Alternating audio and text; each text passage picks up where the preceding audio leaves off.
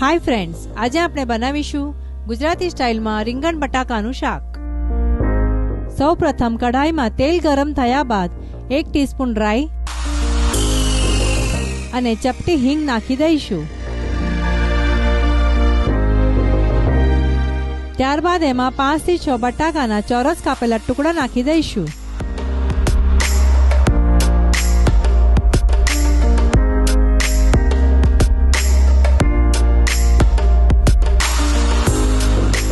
ત્યારબાદ બટાકા જલ્દી ચડી જાય તે માટે થોડું મીઠું નાખીને મિક્સ કરી લઈશું।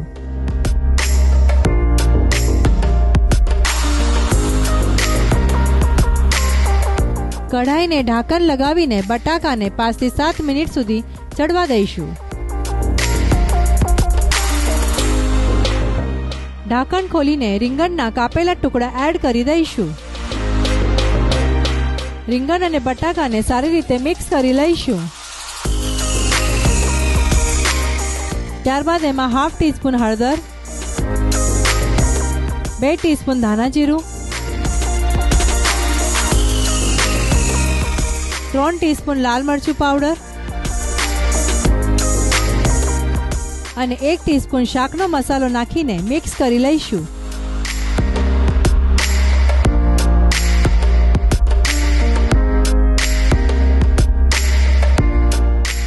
સ્વાદ પ્રમાણે થોડું મીઠું એડ કરી દઈશું। મીઠું નાખ્યા બાદ ફરીથી એકવાર હલાવી લઈશું। ઢાંકણ મૂકીને 2 થી 3 મિનિટ સુધી કૂક થવા દઈશું।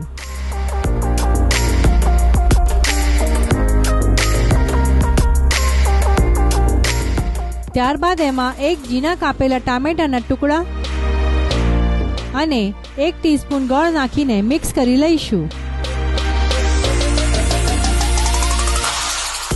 કઢાઈને ઢાંકણ લગાવીને 3 થી 5 મિનિટ સુધી કૂક થવા દઈશું। ત્યારબાદ એમાં અડધો કપ પાણી નાખીને મિક્સ કરી લઈશું।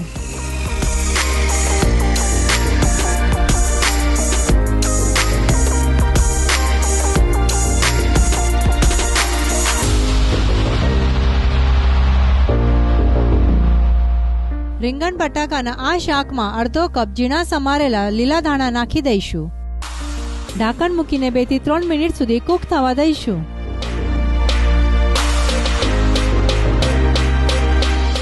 રીંગણ બટાકાનું શાક ખાવા માટે તૈયાર છે। આ શાકને બાજરીના રોટલા સાથે સર્વ કરીશું।